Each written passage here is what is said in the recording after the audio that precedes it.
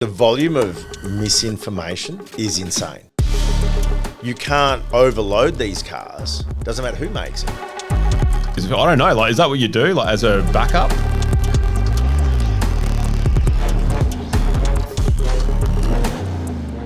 Welcome to another episode of Stay Tuned. Today we have Jason from JMACX on our show once again. I think it's been over 12 months now since we had our first discussion. Yeah. I think you were the first podcast that we had on here. So a lot's changed in the last 12 months or so. So it'd be good to get an understanding of where you guys are at with that. Obviously it'd be a good idea to talk about the 300 series. There's been a lot of development in that, and just give us an update on where you guys are. Yeah, well, I think from memory, last time we were talked about, I think the Tundra wasn't here in Australia.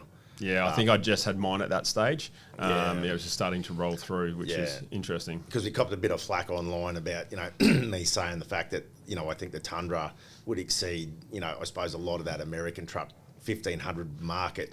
And there was a lot of issues, I think, back early in the piece with Tundra engines that was high on the thing. So people were holding back, but also people were, carrying on about it or whatnot. But I suppose, as you and I know, the Toyota product is a very well supported product, and we don't really, as business owners dealing in Toyotas, we don't have any reservations about the product.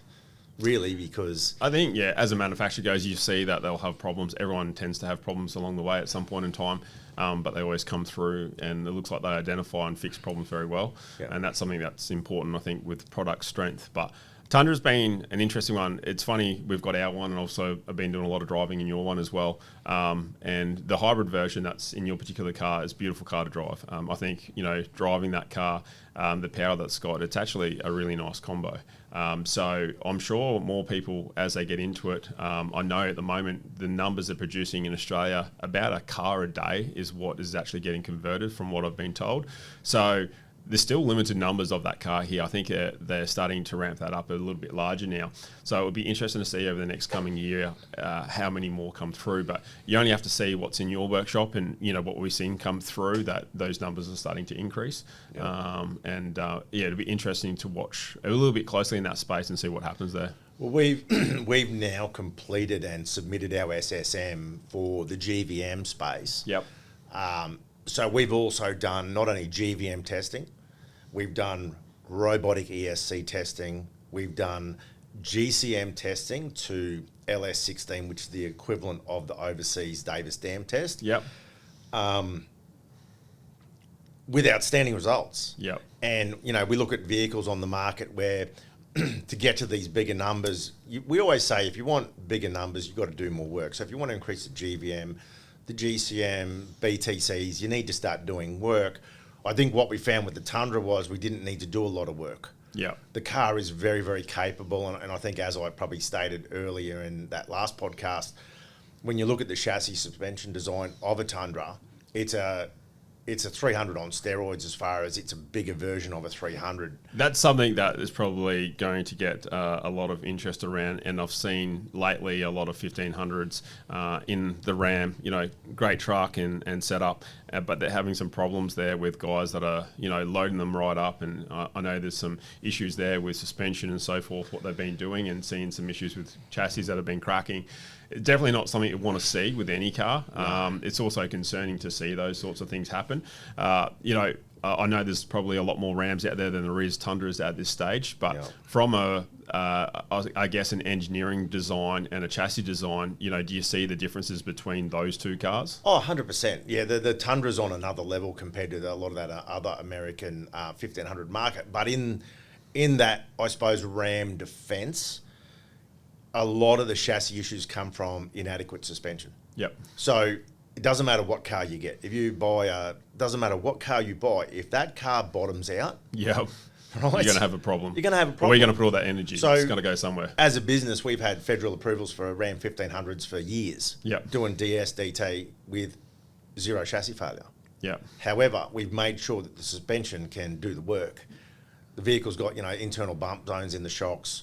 Yep. Airbags that only used at a minimal requirement, and the right springs. Yep. If the car doesn't bottom out, you're not having the problems. I guess it's the other thing also, if you're putting suspension, you carry a huge load and you've got no give in that suspension either, you're still creating the same problem. You're going to create problems. I mean, we've actually got, there's one even current with the Tundra where a guy's got an issue, but he's so far overloaded on what he's got, you know, and it's not a chassis issue or anything like that, but you can't overload these cars, any car, doesn't matter who makes it, and expect it to last, you know, and we see it on, I think even, you know, Ineoses, I think they you know, talk about front shafts, but overloading the rear of the car with the nose driving around it, you know, for longevity, like you can't overload cars. You need to have the right suspension. So I think there's a bit of, you know, obviously everyone's jumping on, oh, you need a chassis brace, you need this, and we saw guys bracing Hiluxes and you know, everything else. I think I've seen every model of car on social media at some point in time with, you know, cracked chassis and the canopy half hanging off it. I think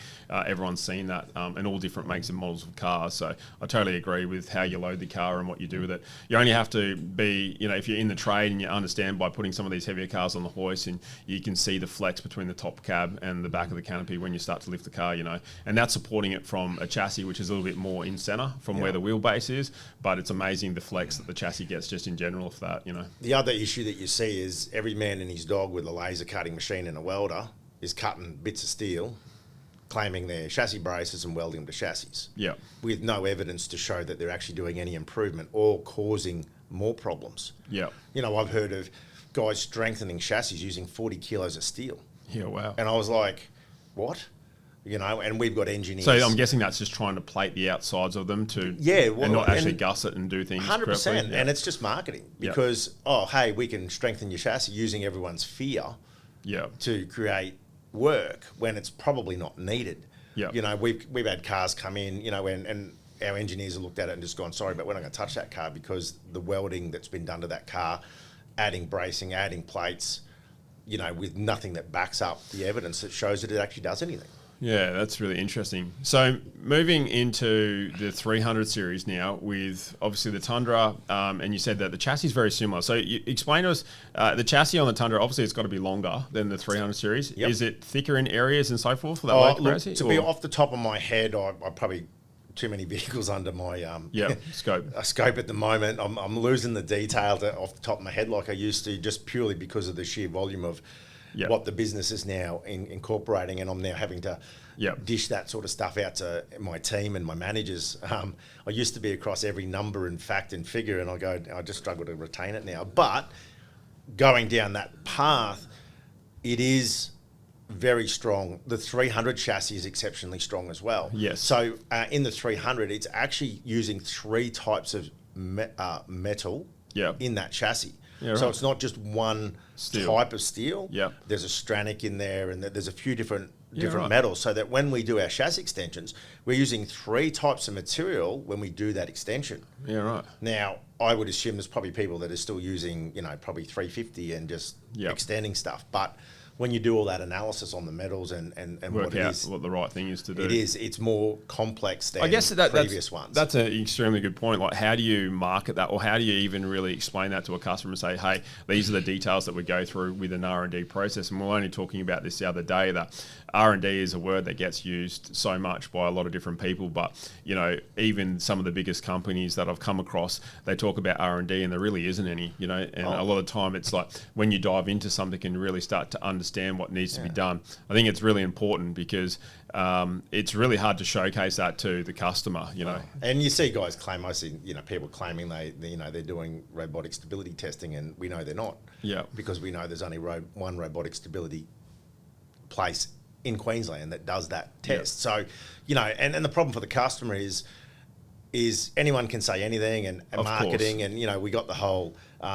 you know, pay for cash for comment, you know, pay a social media influencer to push your product, and, you know, that all of that has been a massive thing in the market, and you'll see that starting to change. And, you know, we see companies now talking about all of that. I think from a customer's perspective, they need to look at the business. Yeah. Probably not focus on the product and who's saying what. Yeah. Look at the business that's doing it. And, you know, we always have that thing about pay to play. Yeah. Someone will always come along and do it cheaper. Yeah. And, this is where we're at with this GCM space. We've been working with you guys in that GCM testing space. If the car can do it on the bare ass minimum, a pass is a pass. We saw that in lanes change testing where they can sit all day. They get one pass with a CAMS approved driver and go, hey, we passed. I'm like, dude, that's not good enough. Yes. You don't pass in 3 goes, stop. Yeah, make it better.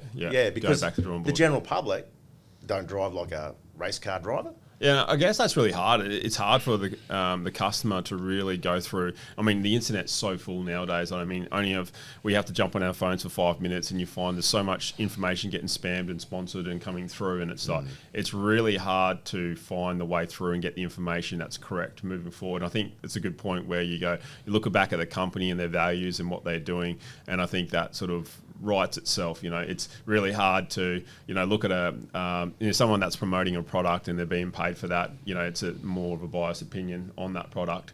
But if you get away from that and you start to see the product for what it is, and the true testing of it, then it'll stand out for itself. But it takes time as well with that. It's not something that R&D you can do in 5 minutes. A lot of the products that we've gone through, and I know yourselves as well, it's been in the product line for 12 plus months, and then eventually it comes through. And it's because had little problems along the way, didn't release the problem, had to make it better because of whatever reason. And I think that's the whole important part of an R&D process and what makes a company have a good, reliable product they can stand by at the end of the day.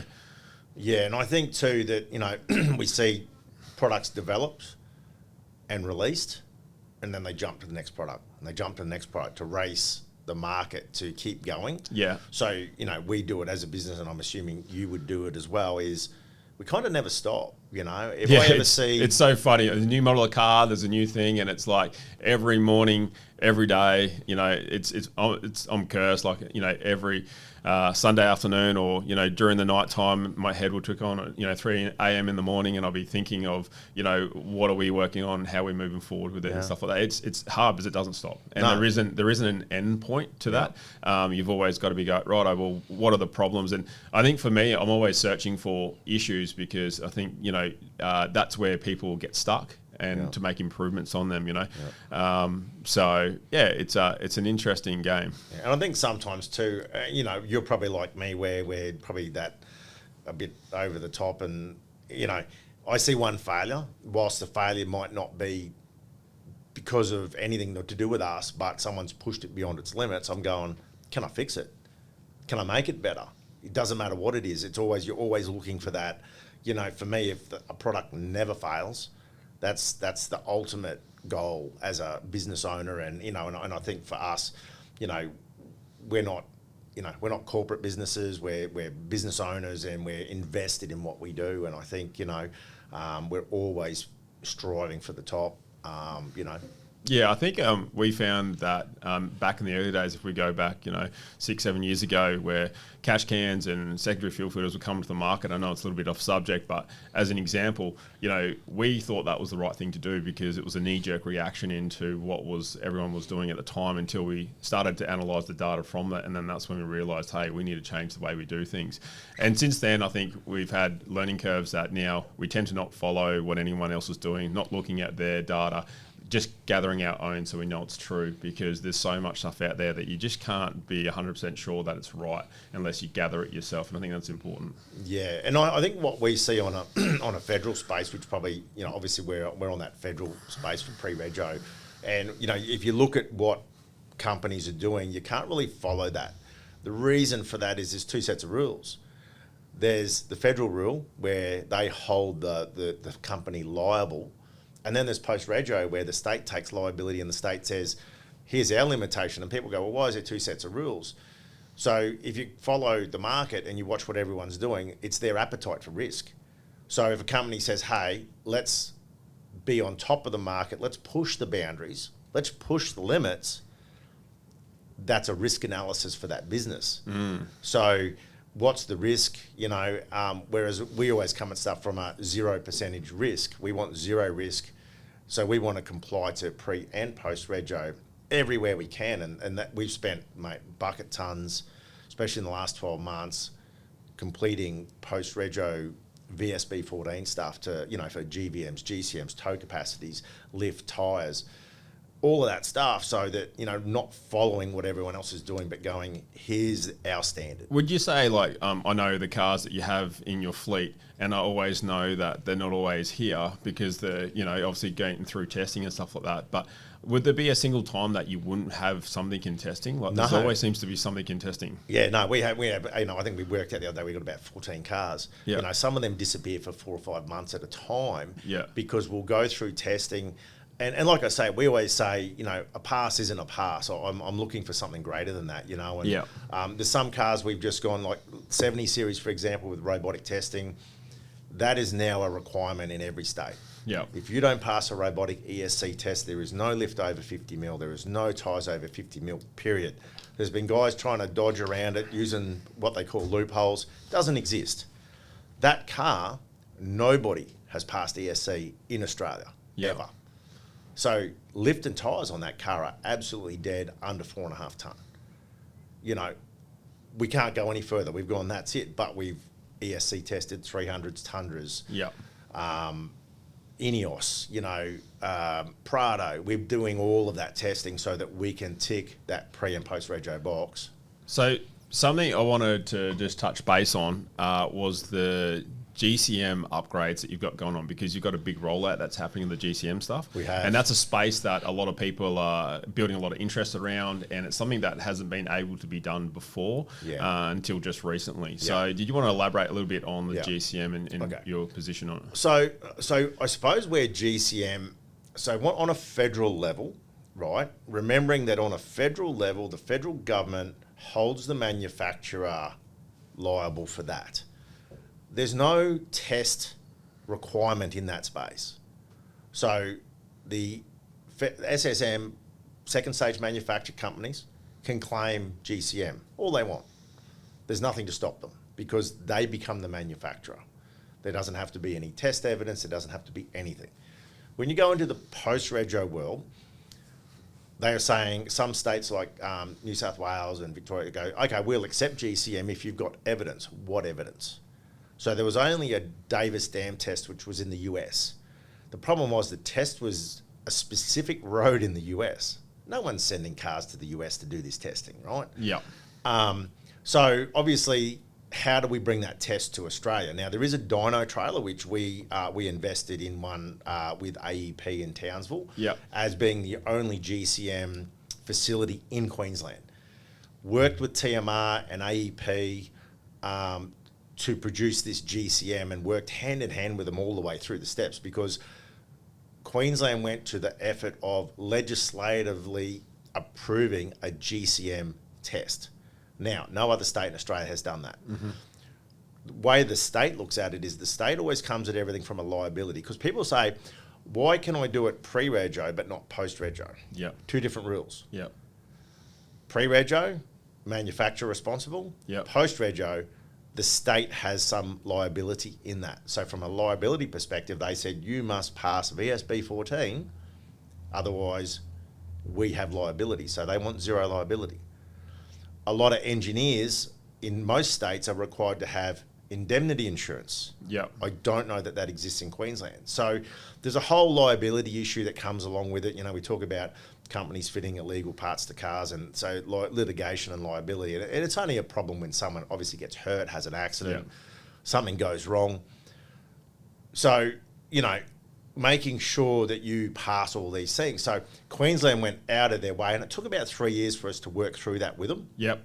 And obviously without AEP in Townsville, it wouldn't happen, because you need to have engineers and facilities. I think the state government put in a place up there that they could actually do a lot of the testing. Mm-hmm. But that dyno trailer was the key to GCM and having Queensland LS16.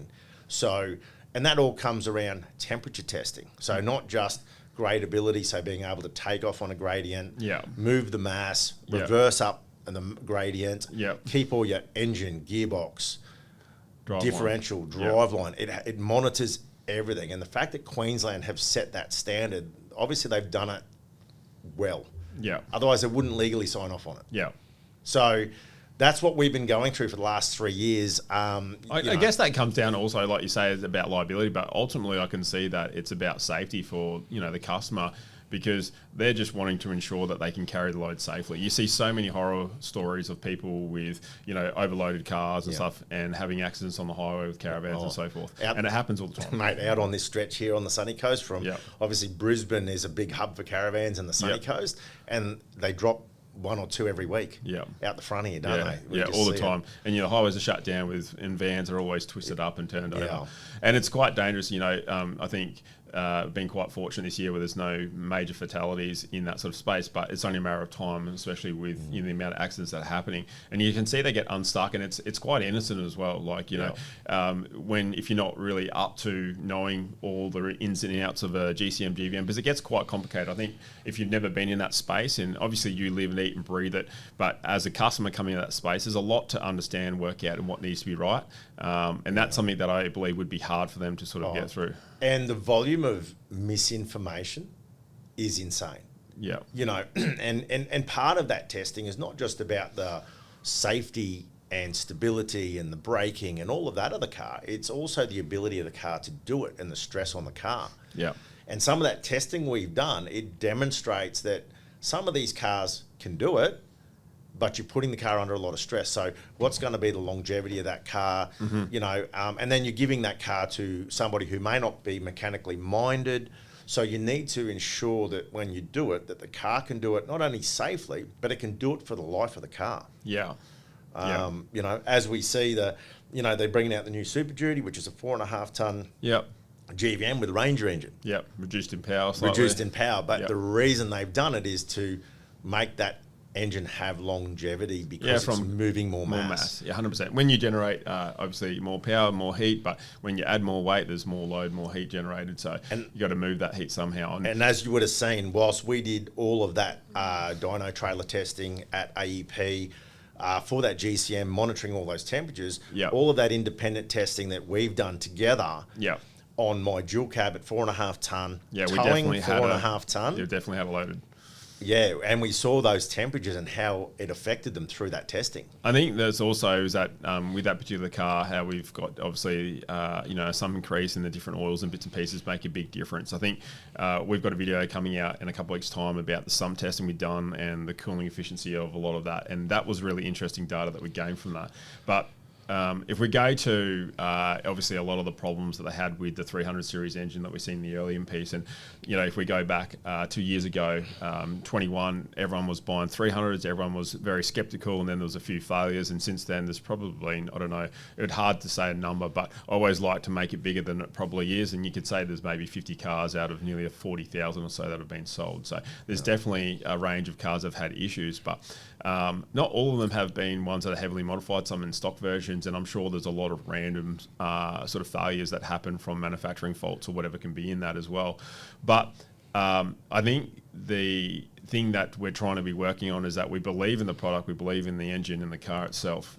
I think setup is everything, and understanding the setup and what you need to do to ensure that it can do the job. And I think it's sometimes unrealistic to have a factory form motor that was designed to do a job, and we go down that path with, increasing what it can tow and weight, which is fine. But then we need to think about all those other things that we've been working on with, reduction of power in the right times to reduce temperatures to make sure that the motor lasts. And I guess that's where we went in with a lot of the recalibration stuff in that GCM space, and making sure it wasn't all about power, but having power at the right time, but then pulling it out as we need to, as the engine starts to get warm, and trying to make it survive, and being mindful of things like oil temp and everything else, and making sure that we've got the right grade of oils. And we're doing all these little things, and they're all 0.1s and 0.2s, but they all add up at the end of the day, and they definitely do an improvement to be able to help longevity, and that's something that we've been striving for. Yeah, and it's not really any different to what we've dealt with over the years. I mean, we've had cruisers for as long as I can ever remember, and oil and filter every 5. Yeah. Okay, service manual says you can do it at 10 and you can do your filter at 20, whatever. I'm like, no, oil and filter every 5. That car will go forever. Yeah. You know what I mean? It's pretty simple. It is very simple. I think it's the little things that people forget, and I know when you buy a new car and you go through your handbook, it's definitely, if you got cap price servicing, it's an every 10 thing, and every 5 you go, that's an extra expense I didn't sort of equate for, but they're all things that in reality you'd need to do, especially under the high load, high temperature conditions. What we're seeing is it's the education at the end of the day to the customer. So, we saw, and I'll give a good example, we saw a customer come through, he had his car, he'd only done 13,000 Ks. Now that 13,000 Ks was hard. He went to the Ormby track up in the Northern Territory. He would have driven straight up there, so hours and hours on end. Then he's done one of the toughest tracks in Australia, and then he's jumped in his car and he's driven out to the Simpson Desert, and he's had I think it was a uni-joint failure in the rear shaft. And he goes, but it says on it to grease it at 20. And I'm going, yeah, but I think the car was about 2 year old, but it had never been greased. Yeah. So when you modify a car, you've got to let the person servicing it know that if there's additional servicing requirements, that's an aftermarket product. So what we're seeing, I suppose, is they're not servicing the aftermarket product. They're not balancing and rotating tyres that are oversized. But if you buy a car and you choose to modify it, you need to be educated to kind of go, when I put it in for a service, hey, are you aware of what this? Are you Make checking? sure. Yeah, definitely. Heim joints and all sorts of stuff that get overlooked. You know? Well, as a business, we put on the front of the service manual an additional servicing requirement. Yeah. But what we see very common is it's not getting done. Yeah. But again, your cap price service was cap priced by the dealer to do the bare minimum for that car. Yes. That's not where you are. No, and you're completely right, Phil, and that's I think the point is that everyone expects the car the way it leaves, and yes, I know when you start to break it down to what they can tow and the amount of people in the car and everything else, and you start to look at it, you go, well, actually, no one really is ever towing like that ever. You know what I mean? And that's the scary thing is that we are the average person as far as what they want to take, their family, their kids, the fridge in the back, full tank of fuel, van that has pretty much everything in it. It's so easily to get well overweight very quickly, and that's the thing people are forgetting. Well, we look at it and we go, they got the van, there's more wind drag. They got a rooftop tent, more wind drag. They got a boat on the roof, whatever. Sport bars, reducing airflow. Dual batteries. It just goes up. Yeah, and that's okay. You can have all of that, but increase your servicing. Yep. And what I probably have seen a lot of, we talk about, engine failures and whatnot, is guys that have got GVM upgrades on cars and there's no extra servicing requirements been put in there. Yep. So they're just going to their dealership and getting the cap price service. That's a problem. Yep. If you're driving from here to the Territory and you drive for, most people drive 8 hours, loaded up, it's 40 degrees outside, nice in the air conditioning, don't think about it, but your car's doing all the work. But the problem is, what I hear a lot of, it's inconvenient. Yeah, 100% understand the inconvenience side of things. But it's inconvenient to be broken down on the side of the road 100%. And this is, I think, is a sacrifice that you need to make and consider as well. Yeah. Like we have been monitoring a lot with oil temperatures, and it's amazing how quickly the oil temperature get close to that 120 mark. Yeah. And very, very quickly. And we saw that see in guys, testing. Yep. And you see guys go from, a car and you go, on an extremely hot day and they're in the Territory, whatever. And I still come back to, I know the 020 oil is a good oil and it's for an application, but going to the high viscosity oil, just those little things, trying to help and educate and go, right, cool, change it regularly. As soon as the oil gets to 120, it starts to degrade very quickly. But it's not outside what the OE manufacturer 100%. Specifies. It's exactly right. It's a Toyota state that this is the case. They would like to have a high viscosity oil if you are towing.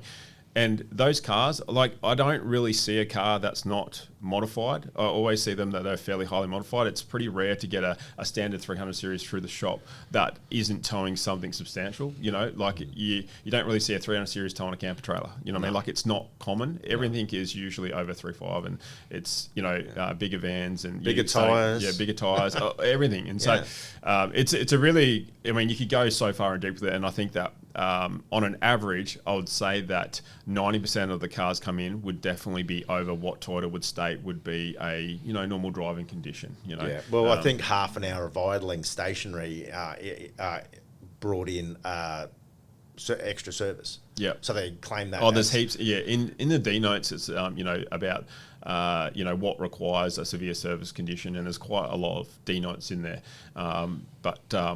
So I always advise anyone, if they want to go in, have a read of that handbook, and it will tell you exactly the requirements to service regularly. And it's pretty easy.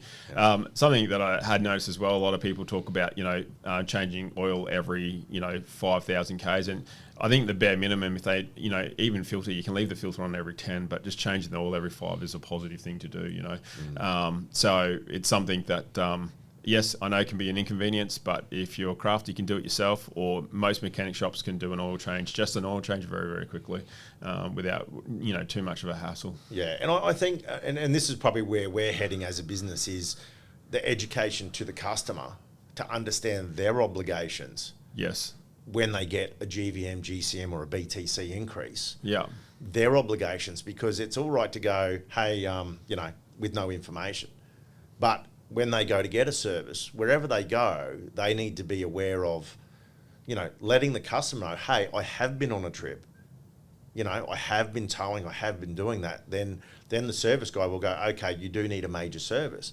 But if you just washed your car down, unhooked your van, drove in and gone, can you give me my service, cap price, minimum ask service, that's the problem. 0-20 oil, no. Yeah. So if the customer's not relaying that detail. Well, they just need, like you said from the start, it's about education. And if they understand what goes on with the right education, they can make their own assumptions and make their own decisions. But it definitely does come down to that. I had a car came in, and I said, I want to see the car when it comes back, and it did 6-8 weeks in the Cape and Northern Territory and everywhere. And I said, I want to see it when it comes back in. Yeah. Well, it went and had its service done when it came back, and I got it, and I drained all the diffs out, and they were full of water. And he goes, oh, but I had it serviced. And I go, but did you tell them what you'd been doing? No. So I said, how do they know? Because I said, they've just done a minimum service. But I said, had I not got this car in and checked it... would have had problems. Would have had problems. So, again, the dealership or the service agent, he doesn't know what you've done with the car. I think it really depends. Like, we've seen it all, and I'm sure there's plenty of shops out there that do the right thing and they do it correctly and they check those things a lot of the time the way.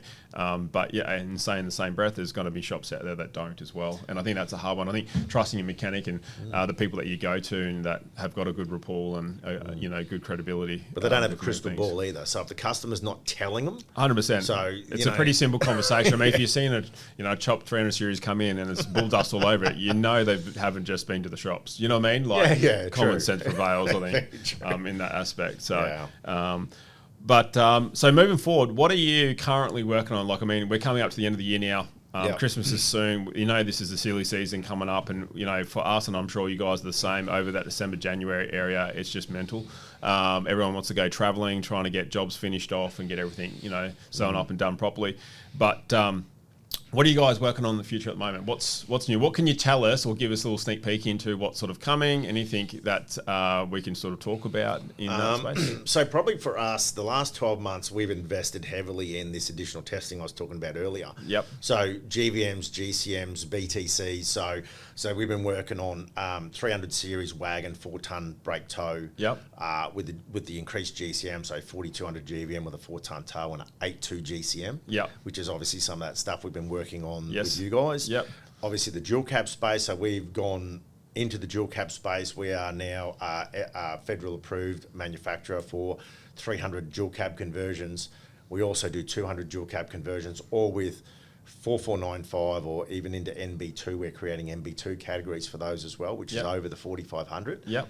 With 4.5 ton tows, with GCM, with full evidence to meet all that LS16. So we've been out, like I said, robotic testing, GCM testing. So we've done Prado, which we work with you guys with as well. Yep. To do GVM and GCM on the Prado. Yep. We did the Ineos as well, GVM, GCM, robotic testing. So we're working through that. Tundra. So we actually have Prado and Ineos approved. Yep. We're just waiting on our new website to load in the next week or two to sort of release that properly. Yep. Tundra's tested, finished, so that's coming through. We're at final stages with the Tundra stuff. It's been a project that we put off at the start of the year for other things, but now we've picked it back up. We're nearly through that, but Again, I think it's purely because the numbers as well, that car, but I believe it's going to change very shortly. Yeah, it is. And I think, I suppose for us, it's just been a heavy year of going to the extra mile of testing all this stuff that most guys just don't do. Yeah. A lot of our chassis work and stuff like that, we've been going through those sorts of things to ensure that we meet federal and state rules. And, so there's been a lot of grey over a lot of time where they've given engineers discretion to a point, and then they've kind of gone, using your best judgment. Yeah. Judgment's been taken off the table in most states where they're going now, no evidence, no engineering. Yeah. So in some states, the engineer signs off and then it goes and gets inspected at the transport department, but it's all about documentation. We're seeing guys roll through with chassis work with no evidence and no paperwork and none supplied. The engineers ask for it, nothing comes through. That's leaving. We're getting all these safety features now that are being, and you would see that all these safety features on these cars are going to be the death of us. I'm like, every time I blink, the new Rover systems change from the old system where now it's more evidence-based. Like where years ago they didn't submit any evidence for a lot of stuff, they're asking for more evidence, which is great. I think that's where it needed to be because it was just too much. I can just tick a box and get what I want. It's surprising that, you talk about the safety features, and the first thing that comes to mind in the early, 300 series, the 21 up to the 24 model, their lane assist. Anyone that's driven with a 300 series and a lane assist that's been operational from factory, it's terrible. It's dangerous. If you're in a van and you just cruise along and you're slightly getting close to a line, it's so aggressive and rips you back to the center. And, if you don't have a car that's set up correctly that can handle that swerve moment, then that's where you get in a position where it can be actually quite bad for you. So it's one of those things, being mindful. So I know they're there to protect and help us and make it safer on the roads. I'm sure they do that majority of the time, but there's all those little things that you got to be careful of as well. Well, I think most people, and I even found one of the transport department's engineers when I started talking to them, I don't think they fully understood what ESC testing was. There's guys doing sign dwell and passing stuff that will not pass an ESC test. And I'm going, how are you approving that? And they go, they do a sign dwell. And I'm like, well, have you ever seen an ESC test? Because nobody's passing it. We talked about that 70 series space. Yeah. These guys are putting approvals through on sign dwell. They would never pass a robotic test. But if they actually get onto the YouTube or somewhere, and I think we even had some videos up of our testing. It's aggressive, man.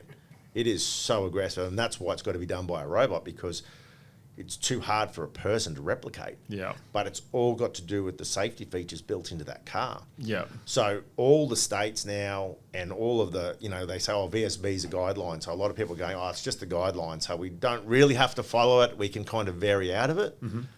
To the states now going, it must be within VSB 14. So anything with ESC now. Any lift over 50 mil and 50 mil tyres, and in some states it's 50 mil max, like in South Australia. No robotic test, not happening. Yeah. That's the sort of stuff that we've been dealing with. We got AEB coming, which is obviously all the sensors with the cameras and stuff. Yep. All that's coming next year. So the federal government are now saying to these second stage manufacturers, now you've got to start testing all this. So I guess, I know you guys will be moving into doing the same thing with the 300 series. That's the petrol version that's coming into the market early next year. Obviously, we've got some ones on order, so we're waiting for them to come through. But then it's just a flow-on effect with the new models that come through. And every model, it seems to be at the moment, Toyota are changing things. And it's like we've had a run probably over the last, I'd say maybe 2 years where nothing has been the same. Everything, new model, we used to have Toyota where it was pretty much, for a certain amount of years, not much changes. And there's been so many little changes happening very quickly. Yeah. And I'm sure you guys would have seen the same thing. Well, massive cost to business. As you would know, every time they change something, it's another cost of R&D and exercise, whether it's speedo correction, whether it's the CAN bus system to do with, computer systems are changing all the time. Yep. Yeah, and then from a federal perspective, if that car changes, start again, retest, resubmit. So the additional costs, and that's why I say, we've got 14 cars or something, because we're constantly going, there's a new car coming, I need one. Yeah. Because it just never ends. And I think that hit on the businesses in the last few years with the changes in everything is just insane. Yeah, and I'm sure there's still a lot more to come, and that's probably what's going to be interesting for next year as well, seeing what's coming through. But hopefully Toyota are nice to us and they don't change too much. Oh, yeah, look, but it's not just Toyota. I think it's. So, question, what do you think about at the moment, from what we see that's happening in America with Trump and they're, going through and they've changed a lot of the emission laws over there, and I know that's hindered it's actually changed the idea of a lot of the manufacturers with, producing engines that back to the V8s and higher emission engines and stuff, because now they comply differently. I'm interested to see if that'll eventually have a flow-on effect here. I'm also interested to see what will happen in the space of the 70 series. I know definitely a lot of farmers and so forth. Tundra is not a big one for them because it's petrol, and they get subsidies with a lot of their farming with diesel equipment, so they need a diesel car. When you start looking in the diesel option, a lot of people with the GD, we found that we're starting to see a lot more come through now, but for the first 12 months the GD didn't really move, and I think a lot of dealers would probably say much the same. And now they're starting to be proven in that platform where they're a great car to drive and they tick the box. I think it's still hard for the general population to look at that car and go, well, it's not a V8. You know what I mean? Yeah. And I think that's something a lot of farmers are also looking at, going, well, hey, yeah, I know it's a 4-cylinder, but they're used to large capacity engines in their, trucks and tractors and everything else. And, going to something that's smaller, it's a little bit against the grain. So it now opens the opportunity for them to move into a different market or a different car. So I have no doubt in my mind that Toyota would definitely be looking at this. I know that people say that Toyota believe our market's quite small, but I tend to disagree with what we have as far as Toyota goes in this country. So I have maybe suspicions around the fact that they might be bringing something else back into the market that is going to be competing back to where they were if things were to change. Do you think that may be the case? Look, it could be, but I think I suppose in Australia we're very, I don't know. We very get stuck in our ways and our thoughts. Yep. And I'm probably guilty of it too, where we go, engine capacity is a key thing, and we get scared of these smaller engines.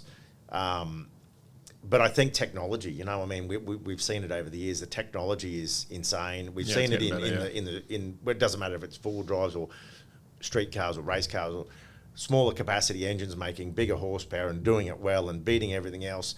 Yeah. So technology runs, and these manufacturers, whether it's Toyota or whoever, they spend billions of dollars. Yeah.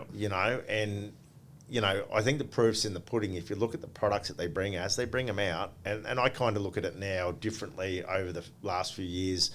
I'm starting to change how I think, because I go, when's it got worse? It's only got worse in our own mind. Yeah, I think it's actually, you're right. It's probably more of a want more than a need. When you go, what do I need and what do I want? There's two different things there. Drive a 4-cylinder 70. It drives fantastic.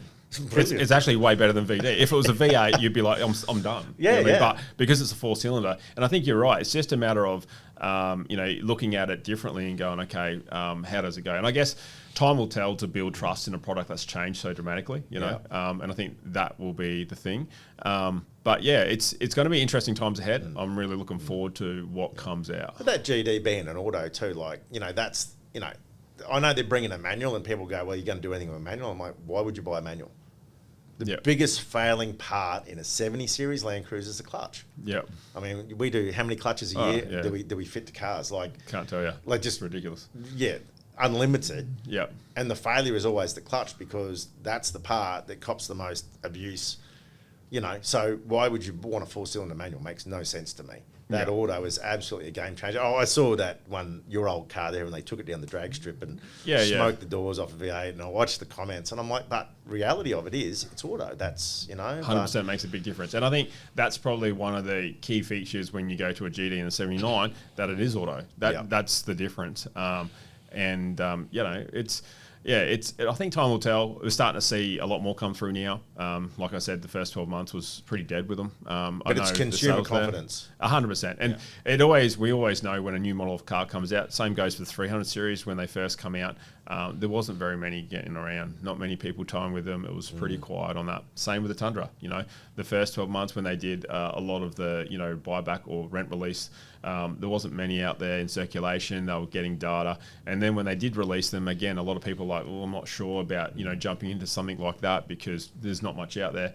But you can start to see the change in the water where now you're starting to see more conversation and more cars come through. And I guess I look at what I see in my workshop on a regular basis. I can see trends come through, and also conversations that I have with our distributors and so forth about what their customers are talking about. You start to see things happen. So definitely think the GD is on the move up as well as the Tundra. I can see that for sure. Yeah, well, we're getting some of our older customers come through now wanting 6x6 GDs and things like that, which I think we've just had one complete in the Philippines and whatnot. So they have capabilities. You just got to change the parameters around them to make them more capable, whether that be recalibration, gearing change, whatever, for bigger tyres, etc. So a couple little changes, but the reality of it is the technology. Agreed. Look what turbo cars brought to the market 20 years ago. I know. It's actually funny if you compare back to even like 1.8Zs, and everyone was happy with the 1.8Z that barely did 100 kilometres. Or even if you go back to a 2L or, you just, to do 100 kilometres, that was awesome. And that was unloaded. And you load up and, mate, you're not doing the speed limit. It's funny how expectations change over time. Well, we did a 5,000k trip for some filming and just a bit of R&D for our GCM stuff, and we had our chopped 300. Yeah, the 250 as well. And the 250 Prado. So both of them, we're only towing about 3 tonnes, so we weren't massive. And obviously had that GCM calibration in the Prado and whatnot. But, it just, whatever the 300 did, the Prado did effortlessly, didn't bat an eyelid. And for me, I've always had V8 cruisers or whatever, so for me to jump in the Prado, the boys are laughing at me because I'm in the Prado, but I'm I like the Prado. Dude, it was a good car, but it did it, and it did it really well and did it effortlessly, and we particularly loaded that thing up, so it was 350 on the ball, so it had a lot of ball weight just to make, we were pushing those parameters, so when I go out and test, I really want to make sure that we're at those limits and define the holes, and I think you and I, we discussed about, little tiny things that we could tweak and things to try and improve it. But I think, protection packages that we put through them, and also with the software, we're derating power in areas where we know we're going to get temperature problems and all that sort of stuff, being mindful of those areas. I think that's what was key. But this is the thing, I guess, that we're increasing everything. It's about being mindful and doing the right thing and ensuring that we can deliver the product to the customer right. Yeah, man. And that's kind of where we go. We're not doing anything to a price. We're doing everything to be right. Yep. And we see little areas where we go, well, you could let that go because it did pass on its bare minimum. But I go, we're not doing that. Yeah. I said, we're not doing that because we don't want to see any failure. Yeah. That's the point, is we don't want to see any failure. And whether that becomes from inadequate information or inadequate servicing, we need to make sure that that's really clear. 100%. So last time we were talking about electric cars and the future of electric cars and how they would be. I think we touched base on it and we all had opinions on that. Obviously, there's the BYD that has come out, and I see there's a few of them in the marketplace. I do tend to see more of them on the road nowadays. Definitely a lot more electric cars on the road. Again, do you think that's a space that you guys will move into? Good question. Look, it's really a hard one, and I think it comes back to what is that customer base. So, is that customer base going to be taking those off-road, or are they buying them more for just they're that little bit bigger car, they're a ute, so they're, convenience, I guess. Yeah, 100%. Is anyone going to build and use those for travel? Towing. I think personally, there's no way I would get an electric car and travel Australia. There's no freaking way. Right. And this is and that's probably the question, and I think that's a big one, And I mean, I always, we look at hybrids and we talk about that, and we'll go, right, well, how are they going to go in water crossings? And I suppose it's all new, isn't it? Yeah, it is. It is interesting to see what has changed there. And I can see there's definitely more. I see tradies using them at the moment, towing builders traders and stuff like that, which I thought was pretty unusual. But again, for them, it would probably be fine. Like, you can charge up at home. You can use their solar battery banks to charge them. It's convenient for that. But and that amount of towing and traveling in a day is not really a big issue. I think for me, I still get stuck at the idea of having to wait a period amount of time to charge my car if I, have been, forgetful that day, which I'm terribly forgetful. and then I don't have the distance to be able to do something. I can't just conveniently go and put $10 in my car. Well, you sort of can, but you got to go to certain places. It's not as easy to do, and I think that's for me would be a no. But I have no doubt, and from a performance side of things and what they can produce in power and the way they drive is amazing. I think all of those ticks those boxes, but it's just the electric part of thing. There's something about petrol in car, diesel. It's hard to beat. You're right about, forget to charge it. I'd probably be all right because I drive mine till the red light's on. Then I park it and I swap cars and make someone else do it. It sounds like my wife, Laura. She just hates putting fuel in car. So I'm always putting them in. And I don't mind putting fuel in the car, but yeah, I get what you're saying. I forget. And then I'm just like, I haven't got time for that. So I swap cars. So everyone's into me for it. But yeah, look, I don't know. Like, I think it's for any car that travels distance and travels Australia. The other thing that I think is whether it's electric or not, it's the knowledge on the car when there's a problem. Yeah. So we saw that on the American truck space where, there's no knowledge. So if they have fault codes or they have issues and they go, where do I take it? No one knows.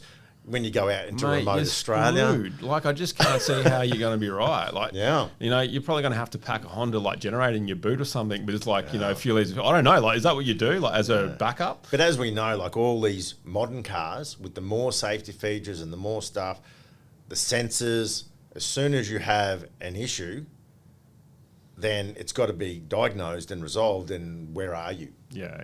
Sure. So that the more complex these cars become, the more problematic they become. I think it's short-lived. I think there's definitely a market here, without a doubt, but I think it's short-lived, and it's going to be hard to do it on the larger scale, unless we have the infrastructure, like I originally said. But yeah, interesting space anyway. Yeah. Whether we dabble in it or not is wait and see.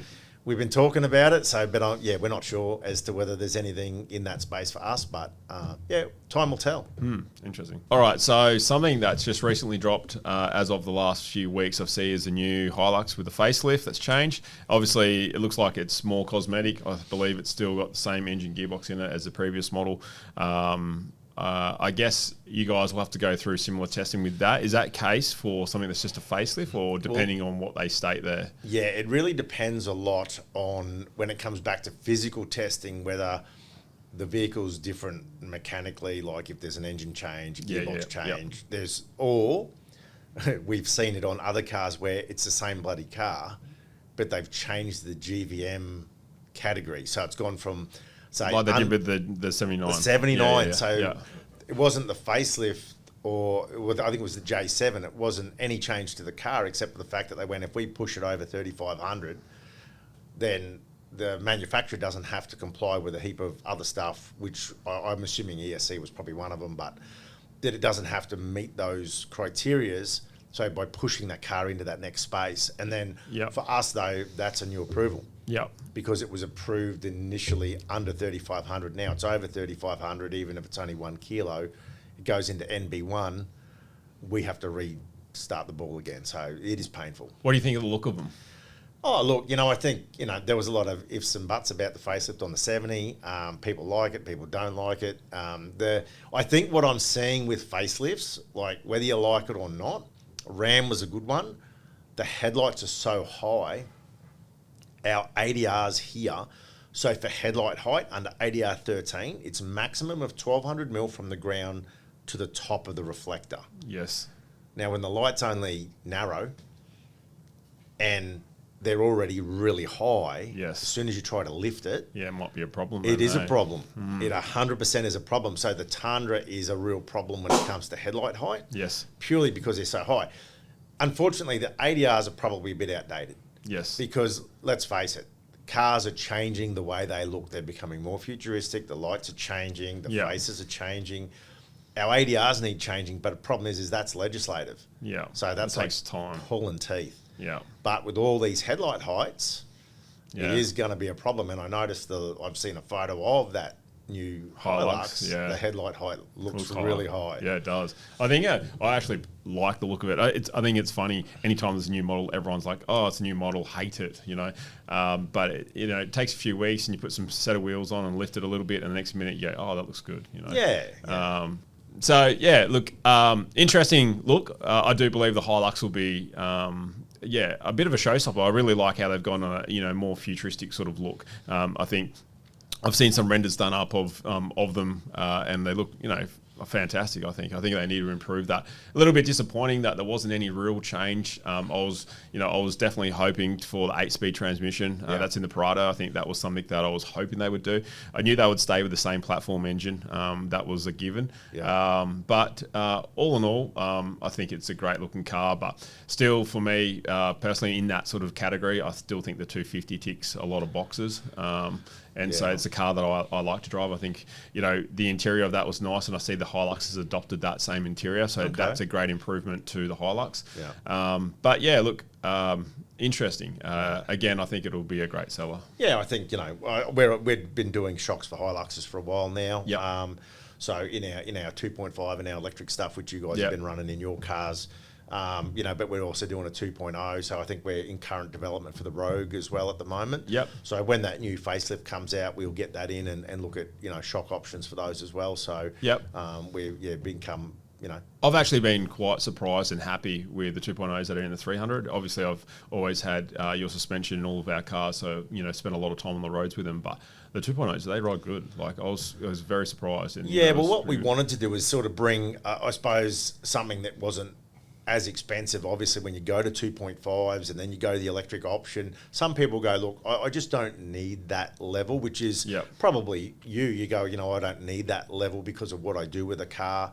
So we're not touring every day. It's something that we tow on testing, but I didn't need it. And for the tow testing we've done, it did everything exactly right, so it was perfect. But I see there's a point and there's need. It really depends on the individual and what they're doing. 100%. And we'll see that, I suppose, a lot in the Prado market where, we have our guys that really use those cars and really want those bigger shocks and in-cab adjustment. And then we got a whole heap that go, hey, I just want some suspension, some wheels, some tyres. I want it to ride really well. So we've really gone, we've spent a lot of time on those 2.0s to get them. So, they're for that. They don't have to think about adjusting them. They just put them in and go.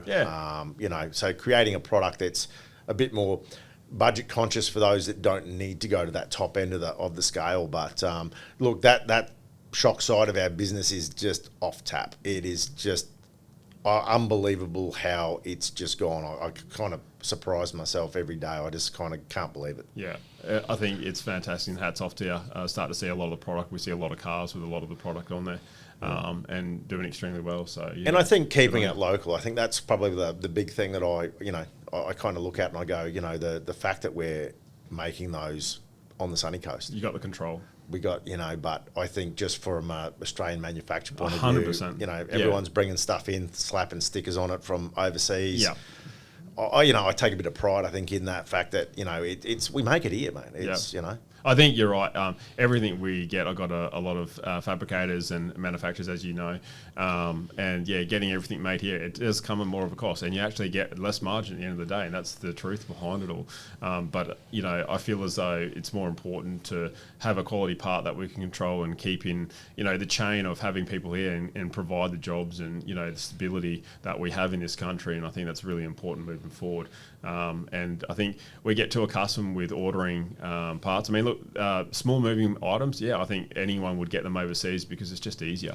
But our larger manufacturing of components, I really have them. I need them here. Some things you just can't get here. Over the years, we've seen them drop off, where once those car manufacturers disappeared from Australia, a lot of the guys that manufactured parts for those cars and supported those cars, they're not here anymore. They're gone. 100%. So sometimes your hand is forced. But I think we take a bit of pride out of the fact that what we do, and we're not just re-stickering someone else's product. We're designing it, we're developing it, we're spending the time. 100%, yeah. Well, mate, that makes pretty much it. So, look, appreciate you coming in. I said it round 2, and obviously it's been good to chat to you and go through what's happening. I reckon we should touch base early next year and go through new development stuff and have a look at a range there and have a bit more of a chat and give the public a bit of an update. But in the meantime, thanks for coming, mate. As always, I appreciate your time. Too easy. And we'll talk soon. Thanks, mate. If you like that one, subscribe, stay tuned, and until then, we'll see you next time.